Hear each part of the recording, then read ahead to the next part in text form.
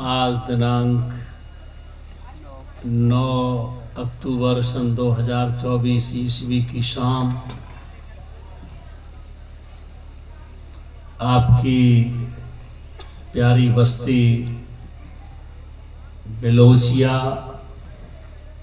तहसील सूरतगढ़, जिला विजयनगर, तहसील विजयनगर, जिला गंगानगर, राजस्थान में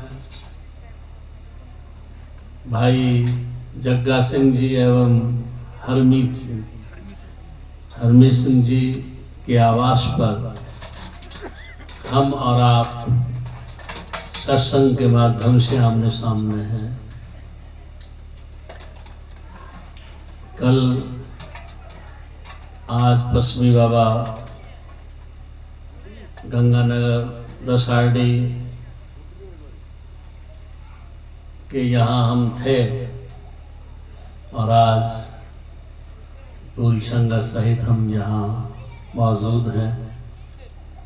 बात सत्संग की, ऐसी कोई बाकी श्रृंखला नहीं रह जाती है जो संत महात्माओं के वचनों द्वारा, आचरणों द्वारा या उनकी साधनाओं के द्वारा हम तुम तक न पहुंचती हो।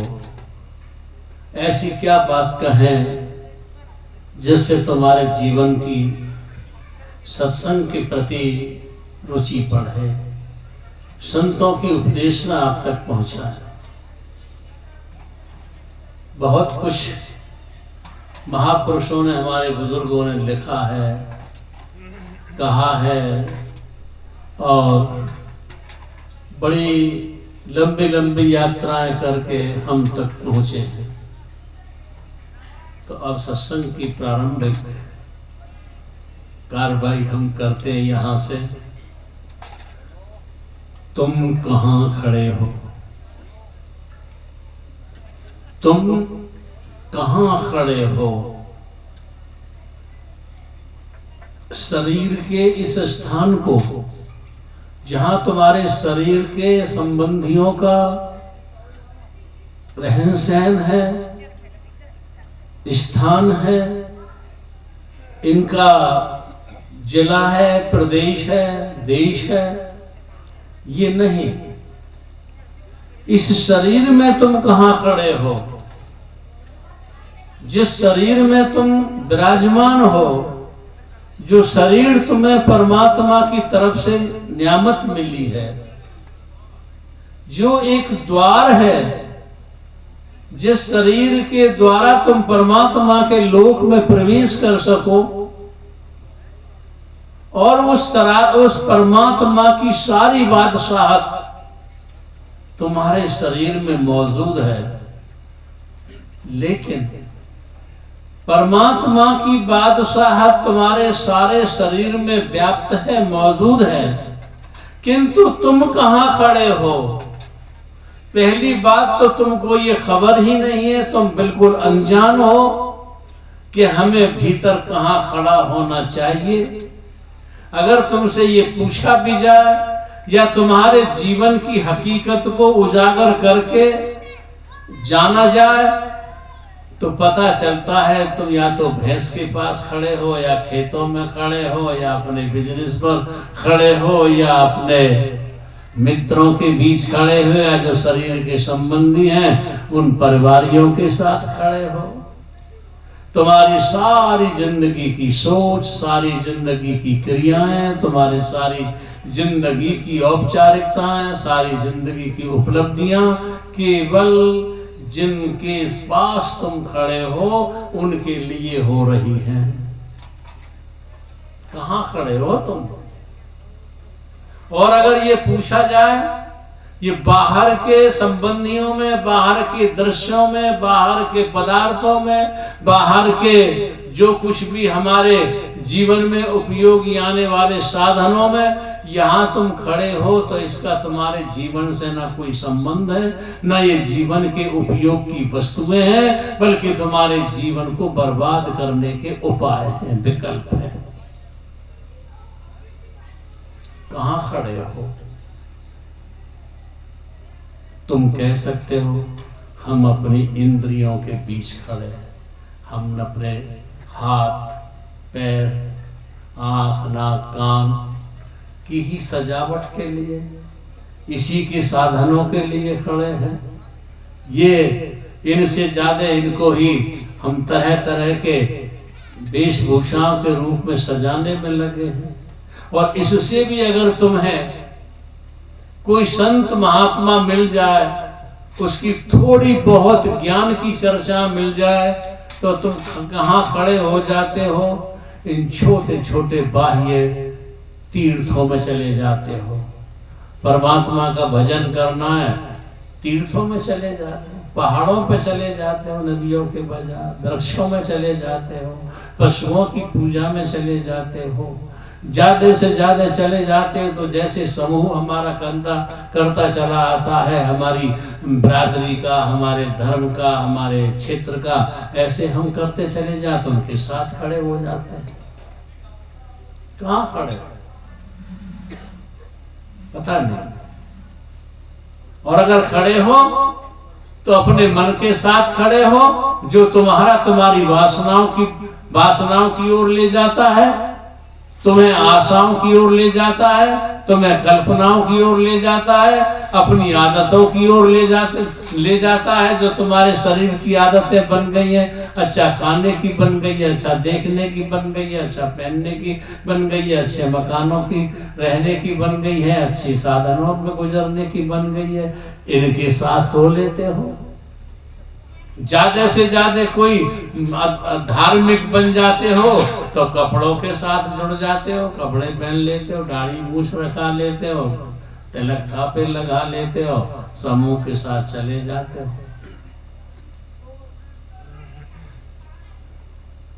इसके बाद बुद्धि के साथ खड़े हो जाते हो।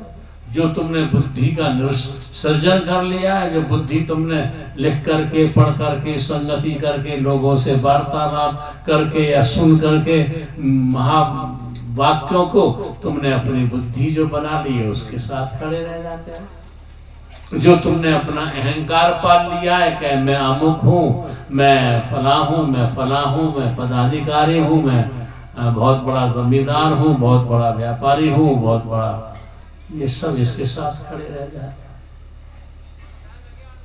और ज्यादा से ज्यादा करते हो तो बाह्य कर्म कांडों के साथ खड़े हो जाते हो।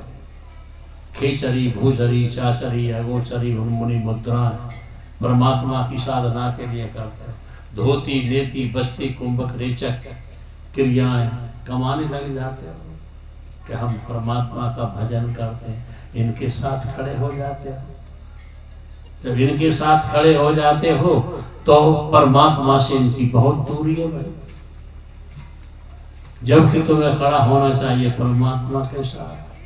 अब परमात्मा के साथ खड़े होने के लिए दूरी है तो किसी परमात्मा के प्रतिनिधि के पास पहुंचोगे और वो तुम्हें उसकी दिशा देगा कि भाई ये तुम्हारी जगह पहुंचने के, यहाँ पर खड़े रहोगे, यहाँ पर बैठोगे, यहाँ पर चिंतन करोगे, यहाँ पर मनन करोगे, यहाँ पर अभ्यास करोगे, तो ये तुमको परमात्मा की तरफ को उन्मुख करेंगे। फिर इसके बाद क्या होगा? संत सतगुरु कहते हैं कि तुम संतों के पास बैठो और संतों में से जब तुमको ये पता पड़ेगा बिना गुरु के परमात्मा के लोक में, परमात्मा के देश में तुम प्रवेश नहीं कर पाओगे। गुरु एक द्वार है जिसमें होकर परमात्मा तक पहुंच पाओगे। और गुरु का आमना सामना होना चाहिए। गुरु और शिष्य का आमना सामना। मैं पढ़ता था, एक सूफी महात्मा थे, अपनी शिष्य मंडली के साथ हज की यात्रा करने जा रहे थे। जब हज की तरफ को यात्रा करने जा रहे थे, एक स्थान मरुस्थल था, मदीने की ओर जब जाने लगे तो उनके पास सवारी, उस समय पहले आखिर युग कहें उसे, प्राचीन प्रस्तर युग कहें उसे, या आदि काल कहें, जब मनुष्य सभ्यता के दौर में नहीं गुजरा था, वृक्षों पर रहता था, ज्ञान नहीं था खेती का, वस्त्रों का, उसका पशुओं के खाल के कपड़े पहनता था, हड्डियों के हथियार लगाता था, मांस खाता था, फल वृक्ष खाता था। उस दौर में आज तो हम बहुत बड़ी बड़ी सवारियां हैं, गधे की सवारी पर शिष्य मंडली के साथ वो सूफी महात्मा हज की यात्रा को जा रहे थे। जब जा रहे थे तो सूफी महात्मा ने, शिष्य पीछे पीछे चल रहे थे, आपका गधा आगे आगे जा रहा था, तो वो गधे पर पीठ गधे की पीठ की ओर मुंह करके बैठे थे और शिष्य मंडली आगे, शिष्य मंडली पीछे पीछे आ रही थी। दोनों का आमना सामना था। गुरु और शिष्य का आमना सामना होना चाहिए, गुरु शिष्य आमने सामने होना चाहिए।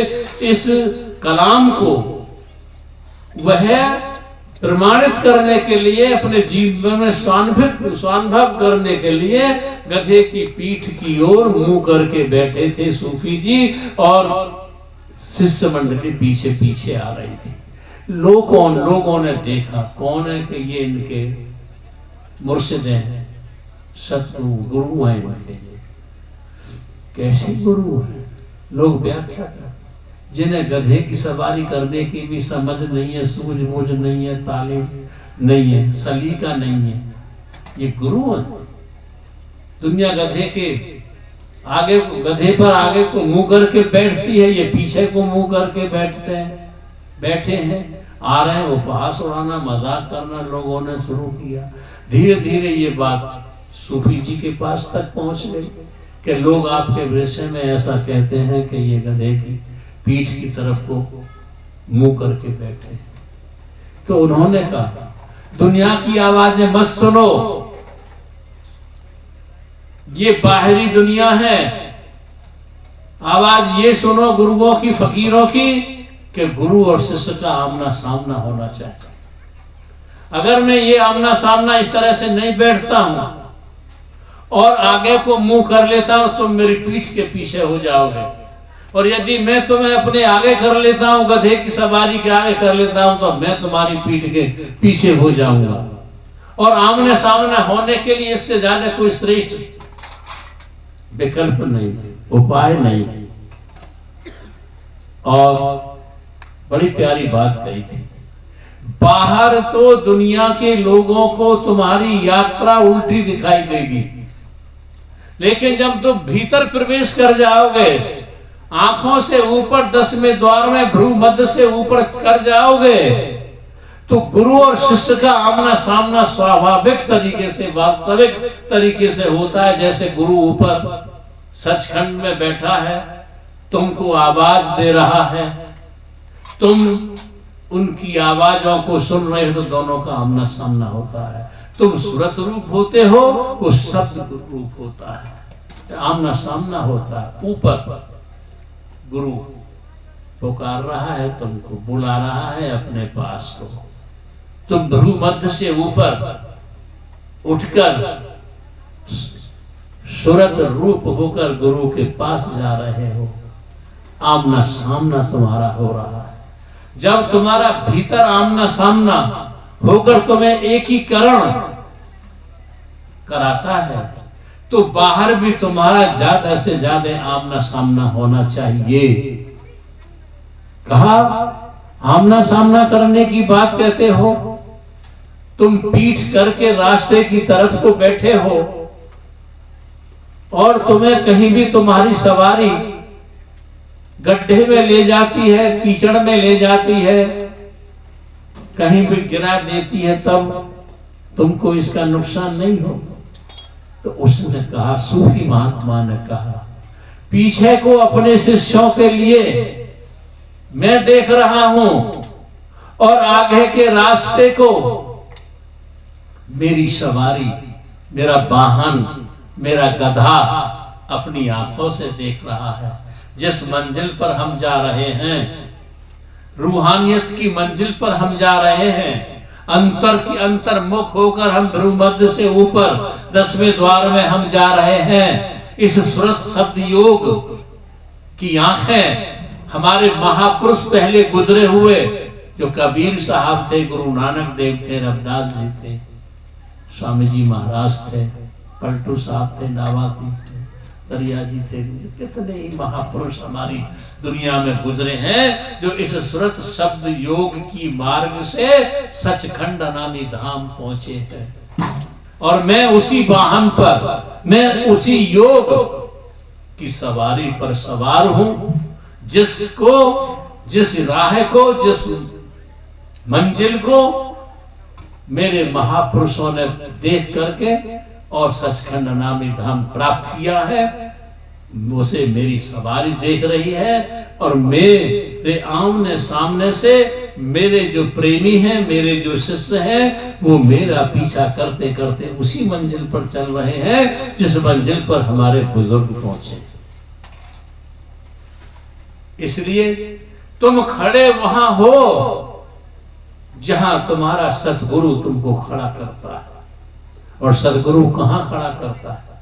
जब नाम की बख्शिश करता है कोई भी गुरु अपने शिष्य को, तब उसे वह नाम की बख्शिश करते समय ऊपर के लोगों के, जिसे हम कहते हैं जीव की बैठक भरकुटी कहा गया है ना, आंखों के तिल से ऊपर उठाने का उसे युक्ति सिखाते हैं, सूत्र सिखाते हैं। वो उसकी बैठक है, जीव की बैठक। वैसे भी बयान की है संतों ने।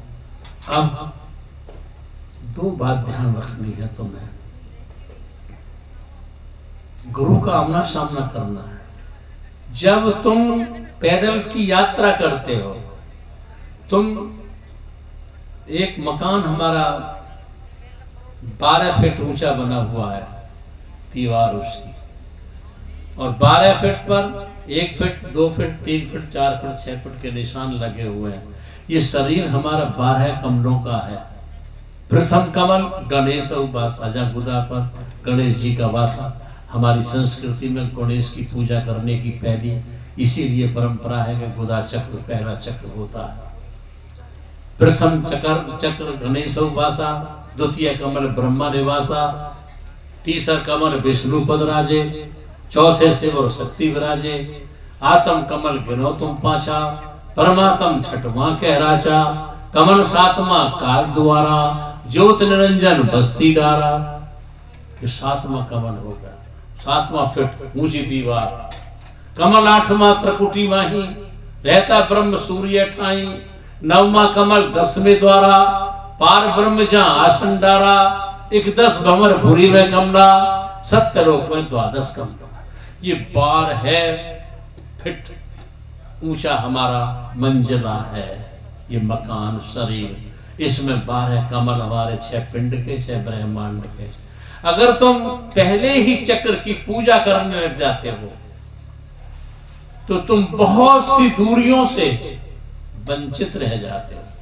यदि तुम बैलगाड़ी पैदल यात्रा करते हो, जब तुम पैदल चलते हो तो तुम्हें मार्ग की छोटी छोटी कंकड़ी, छोटी छोटी घास, छोटे छोटे वृक्ष सब तुमको दिखाई देते रहते हैं। और जब तुम बैलगाड़ी घोड़ा गाड़ी में चलते हो तो छोटे छोटे कण, छोटी छोटी घास ये दिखने बंद हो जाते हैं। बड़े बड़े कण, पत्थर, बड़ी बड़ी घास, बड़े बड़े पेड़ दिखते हैं। और जब हम रेलगाड़ी में बैठ जाते हैं, रेलगाड़ी की यात्रा करते हैं, तो हमें और बड़े बड़े छोटे छोटे दृश्य में आने वाले पत्थर हैं, पेड़ हैं, वो भी दिखने बंद हो जाते हैं। बड़े बड़े दरख्त और बड़े बड़े ऊंचे मकान ही हम देख पाते हैं। और जब हम हवाई जहाज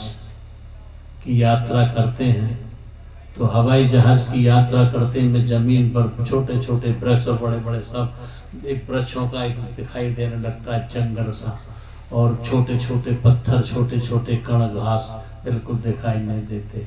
और जब हम एक रॉकेट अंतरिक्ष यान की यात्रा करते हैं तो हम आसपास के द्रव से बहरे हो जाते हैं, अंधे हो जाते हैं। हमें ना कुछ सुनाई देता है, ना कुछ दिखाई देता है। केवल जब अंधे और बहरे हो जाते हैं तो हमें सुनाई देता है सत्य पुरुष का शब्द, दिखाई देता है सत्य पुरुष का प्रकाश। ये सब नीचे के धनी, मुकाम, चक्र, मंडल सब पीछे रह जाते हैं। अब तुम यात्री हो गगन के, यात्री हो गगन के, निवासी हो धरन के। इन निचले दृश्यों के साधनों में, चाहे तुम प्राणायाम योग, अष्टांग योग, हठ योग आदि कमाते हो, ये तुम्हें नीचे दर्जे की सवारियां हैं, बैलगाड़ी की सवारियां हैं, पैदल की सवारियां हैं। जब तुम सुरत शब्द योग किसी सतगुरु से सीख लेते हो तो सुरत शब्द योग तुम्हें एक ऐसा रॉकेट है, अंतरिक्ष यान है, एक ऐसा वायुयान है कि जो तुम्हें और कुछ छोटे छोटे कंकड़, पत्थर, घास, वृक्ष, जमीन पर नदियां दिखाई नहीं देने देता। और तुम नीचे से जब बहरे हो जाते हो, संसार की कोई आवाज, संसार की कोई ध्वनि, संसार का कोई दृश्य तुमको न सुनाई पड़ता है, न दिखाई पड़ता है, तो बस सत्य पुरुष का शब्द, सत्य पुरुष की ज्योति, प्रकाश तुमको दिखाई देता है। और यही तुम्हारे जीवन के खड़े होने का मुख्य स्थान होता है कि तुम सतगुरु के साथ खड़े रहो। और जब भी वो काल से, माया से तुम्हें बचाएगा, जब भी उसकी नजर से तुम्हें बचाएगा तो तुम्हें ले भगेगा, अपने साथ ले भगेगा। और तुम बस तैयार रहो, उसके तरफ, उसके संकेतों को पहचानते रहो और उसकी आवाज को सुनते रहो। बस यही तो सत्संग है। खड़े हो जाओ, पिंड के चक्रों में मत खड़े हो। आंखों से ऊपर तुम्हारी दुनिया शुरू होती है रूहानियत की। यहाँ खड़े हो जाओ, कदम रखो और बस अपने मूल गंतव्य में समा जाओ। देखो, जहाँ खड़े हो, पिंड के चक्रों में, दुनिया के चक्रों में, या शरीर के संबंधियों में, शरीर के साधनों में, ये तुम्हें परमात्मा से बहुत बहुत दूर ले जाते हैं, बहुत बहुत दूर की योनियों में ले जाते हैं तुम्हें। और आज जिन संबंधियों के साथ बैठे हो, यदि तुम अपने आचरणों को बिगाड़ लेते हो, अपने कर्म कांडों को बिगाड़ लेते हो, तो ये साथी भी तुम्हारा साथ नहीं निभाएंगे और ये भी काल और माया के जीव बनकर तुम्हें दुखों की ओर, नरकों की ओर ले जाएंगे। मैं लंबी बात न करके बस एक अपील आपसे करूंगा। ये घर मेरा बहुत लाडला है, ये पश्चिमी बाबा का विस्तार है, फैलाव है, पहले भी आया था। और मेरे हुजूर फरमाया करते थे, अगर किसी संत महात्मा की दृष्टि या कदम जिस घर पे पड़ जाते हैं, वहां कुछ नया करते हैं, कुछ नया होता है उस घर में। जिसे हम क्राइस्ट वर्ल्ड भी अंग्रेजी में कहते हैं, तो जन्मा भी कहते हैं। ये सांसारिक विकास तो तुम्हारा होगा ही होगा, लेकिन आंतरिक विकास भी हो, यही किसी सत्संग की, सतगुरु की, महात्मा की तुम्हें उपलब्धि होगी। बस शराब मांस से बचते हुए, शाम को, सुबह को, दोपहर को, जब भी तुम्हें मिलता है, जो सतगुरु ने तुमको सुमरण करना सिखाया है, जो ध्यान के माध्यम से उन नामों के प्रकाश से ध्वनि को सुनने का सूत्र बताया है, योग सिखाया है, उसमें लगे रहो और संसार में खड़े होने की जगहों मत देखो। जगह देखो जहाँ तुम्हारे संत महात्मा गुरु महापुरुष खड़े हुए हैं, वह तुम्हारी जगह है। इन्हीं शब्दों के साथ अपनी बात पूरी करूंगा। आपने मेरी बात को बड़ी शांति और प्यार से सुना है, इसके लिए मैं आपका बहुत बहुत आभारी हूँ। अंत में आपके अंदर बैठे उसी कुल मालिक को राधा